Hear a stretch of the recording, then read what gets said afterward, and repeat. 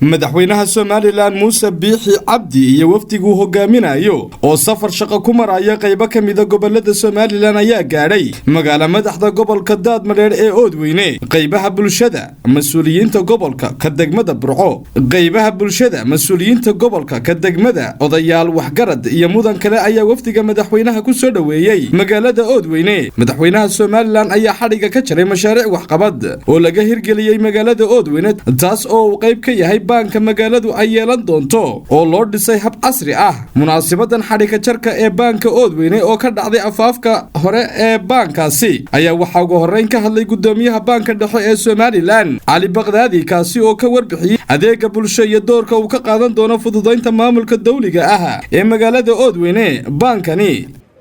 ku soo dhaweynaya madaxweynaha Jamhuuriyadda Somaliland mudane Muuse Biixi Cabdi golaha wasiirada oo la socda oo aan filayo inay sagaal yihiin toore waxa weeye sababta dhistay bankan iyo sidoo ku yimi 2015kii ayaa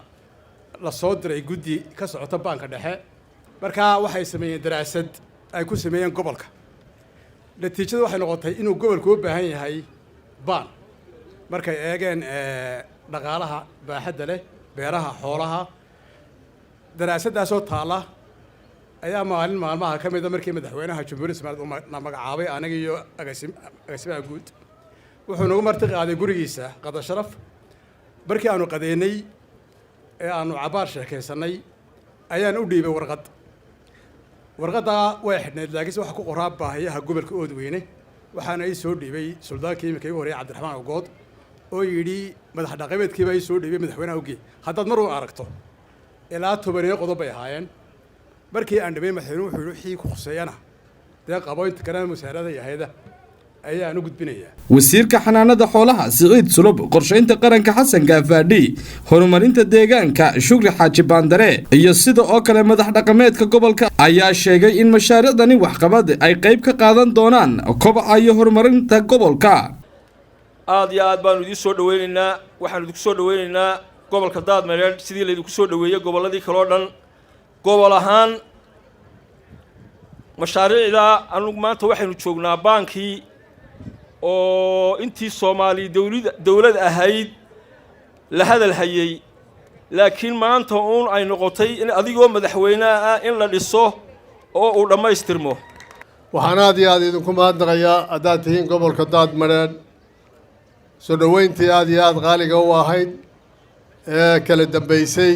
yaanu ku soo galay gobolka ku soo galay ee dhowr meelood aanu istaagnay hadeerna aanu ku joogno oo ku soo gaadhnay xarunta gobolka ee Oodweyne aad iyo aad baan idinku mahadnaqayaa soo dhaweynta aad iyo aad u diiranay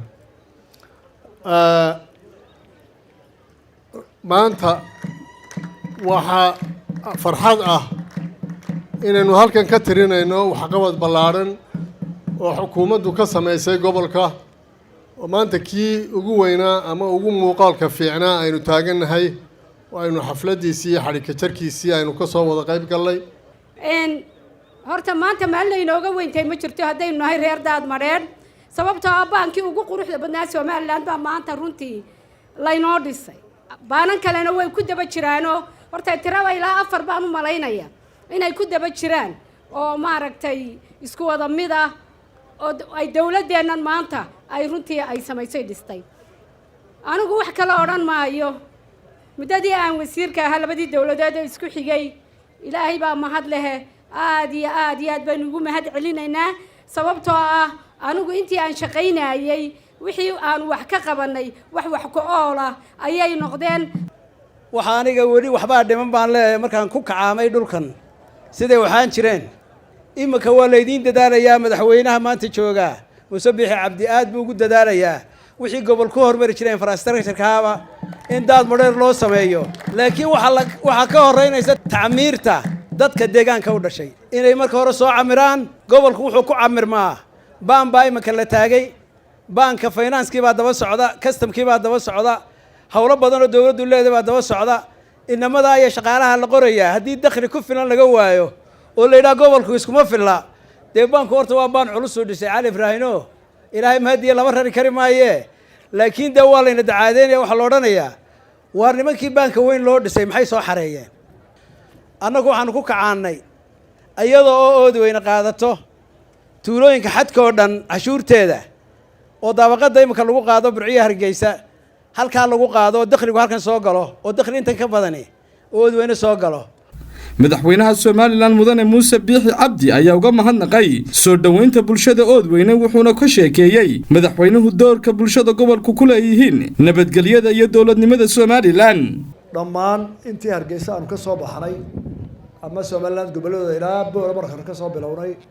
dadku yuhuunta qarannimada ay meelba muujinayaan dhammaan waa uga mahadnaqayaa maanta oo joogno daad mareed gobolkan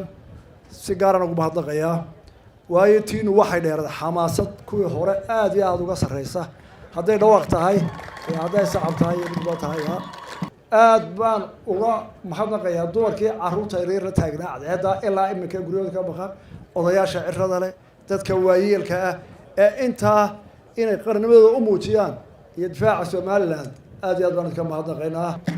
reer Oodweyne in lagu faaniyo maaha nabadda iyo talada qaranka iyo halganka qaranka lagu faanin maayo dee halkan waxay ahayd magaalo taariikhda Soomaaliland facaweyn ku leh haddii taariikhdii hore Soomaaliland rabana meel dad taliya oo dadka waxtaro magac leh ilaahay ku abuuray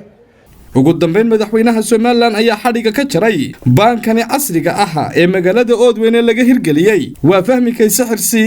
wararka telefishinka caalamiga ee Bulsha TV